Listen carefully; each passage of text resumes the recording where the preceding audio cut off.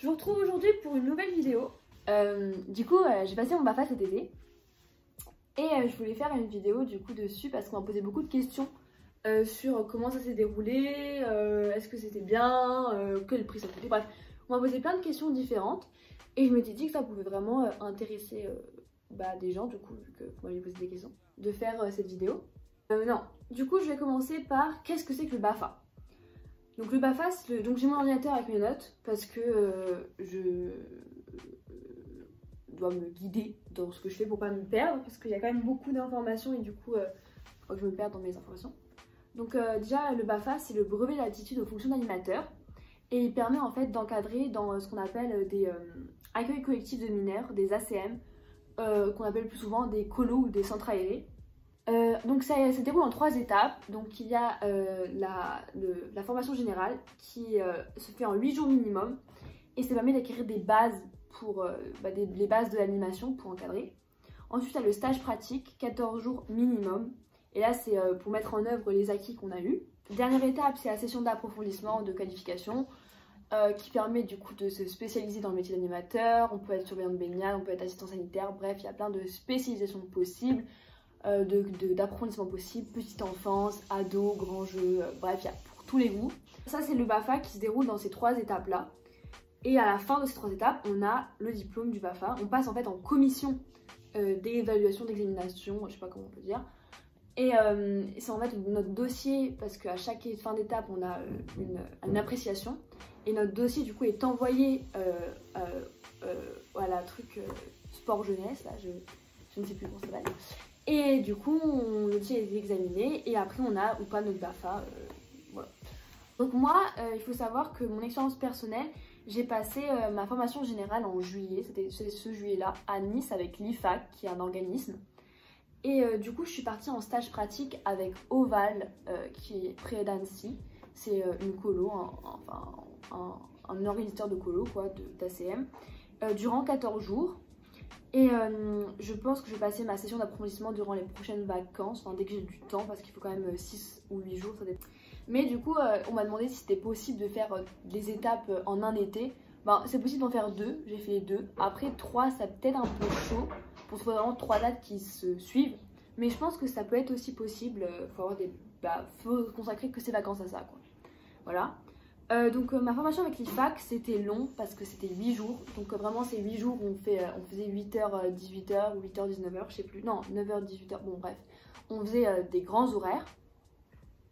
Après il y en a qui le font en externat et en internat. Moi je l'ai fait en externat, mais ça existe aussi en internat, c'est-à-dire qu'on dort avec les apprentis animateurs comme nous, quoi, j'ai envie de dire. Et c'est encore plus, vous faites encore plus de trucs parce que vous organisez des veillées le soir et tout ça. Donc durant ces 8 jours, on apprend les bases d'animation, on organise des jeux, des animations, voilà. On essaie de mettre en situation un petit peu comment ça pourrait se dérouler, qu'est-ce qu'on pourrait voir vraiment sur le terrain. Donc moi ça s'est bien passé, globalement mon stage avec l'IFAC. Mais en fait j'ai appris beaucoup de choses, donc c'est pour ça que je dis que ça s'est bien passé. Après j'ai eu quelques soucis avec certaines personnes, je me suis plus ou moins bien entendue avec certaines personnes, donc et avec certains formateurs, mais ça j'ai envie de dire c'est dans tous les métiers et dans la vie courante on s'entend bien et on s'entend pas bien avec d'autres personnes. Donc voilà, mais sinon ça s'est plutôt bien passé, j'ai appris vraiment plein de choses. Après c'est vrai que l'approche de l'IFAC était assez spéciale, je sais pas, moi après je sais pas, mais j'en ai parlé avec d'autres personnes qui ont passé le BAFA et donc leur formation générale mais pas avec l'IFAC, et ils m'ont dit que ça s'était pas du tout déroulé de la même façon. Et c'est vrai que moi il y avait des points qui me dérangeaient, par exemple à un moment on devait dire notre ressenti sur les autres, en mode qu'est-ce qu'on pensait des autres et qu'est-ce que les autres personnes en face de nous pouvaient améliorer, et quand on connaît pas la vie de la personne je trouvais ça un peu bizarre de dire ça, mais voilà. Il y avait des points positifs et des points négatifs, vraiment.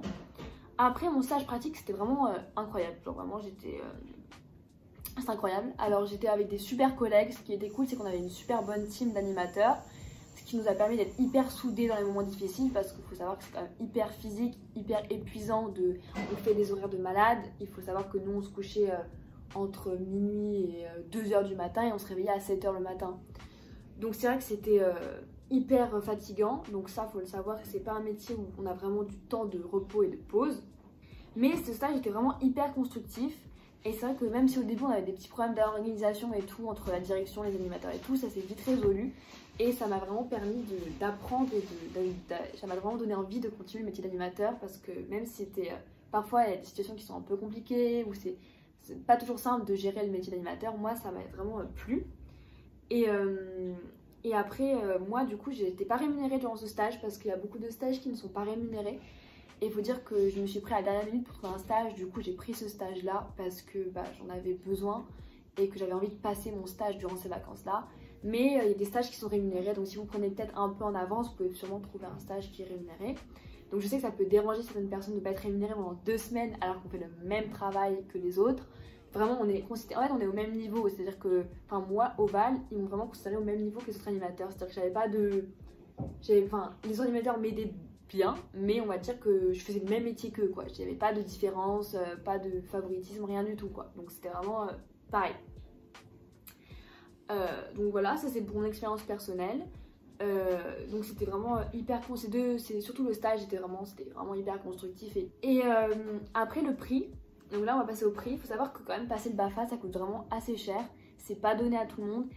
Et du coup pour le stage, moi donc je n'ai rien payé pour le stage, c'est un stage, c'est-à-dire que tu ne payes pas. Après tu n'es pas payé mais tu es nourri, logé, blanchi. Donc ça c'est pas mal, mais c'est vrai que tu n'es pas, moi j'étais pas payée, après on peut donc toujours trouver un stage payé. Après, j'ai payé 400 € à peu près pour la formation générale, donc c'est 8 jours.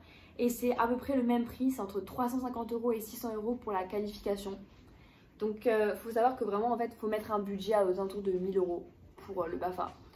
Et donc c'est vraiment, ça coûte cher et c'est quand même un gros budget qu'il faut mettre.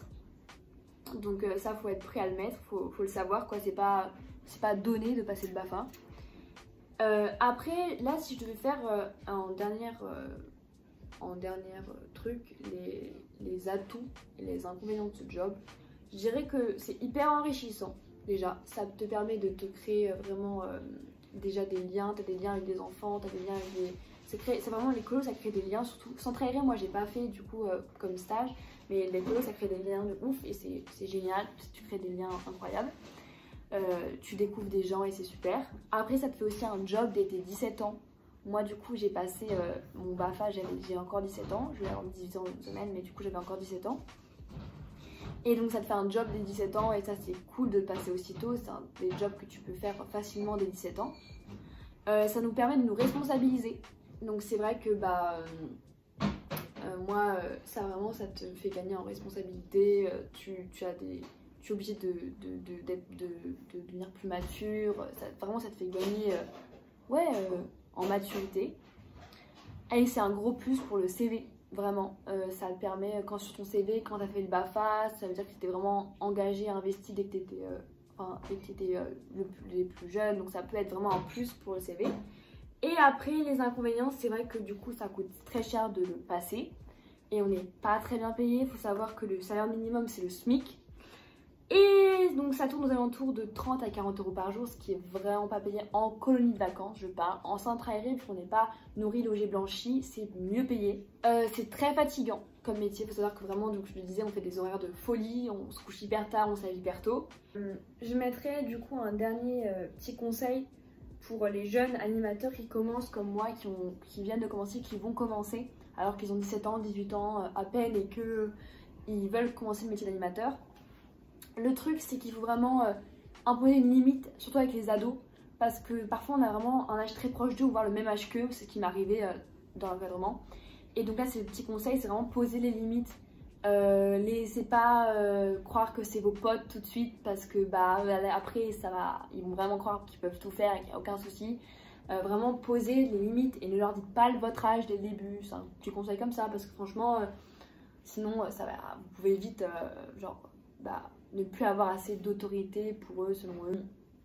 Ouais, mettez des limites avec les enfants et les ados, surtout les ados. Et surtout les ados, parce que si vous êtes jeune, sinon vous les laissez marcher dessus, à part s'ils sont hyper conciliants et qui font exactement ce que vous dites. Mais faut vraiment à savoir s'imposer, avoir assez confiance en soi pour poser les limites et ne pas se laisser marcher dessus. Voilà, donc sinon c'est tout ce que j'ai à dire sur le BAFA. J'espère que cette vidéo vous a intéressé. Je vais la monter le plus vite possible et vous la poster le plus vite possible. Et voilà, c'est une vidéo qui change d'habitude. D'habitude je fais plus des vidéos flip et tout ça, parce que c'est plus mon truc. Mais là vraiment ça m'intéressait vraiment de faire cette vidéo. Et même si ça a été un peu cafouilleux, parce qu'en plus là la lumière c'est pas ouf, mais ça a été un peu cafouilleux parce que ça a coupé, j'avais plus de stockage et tout. J'espère que cette vidéo vous plaira, qu'elle sera intéressante pour vous, et voilà. Et donc si ça vous a plu, c'est un petit commentaire, abonnez-vous, likez, vous connaissez le speech. Et on se voit pour la prochaine vidéo, bisous.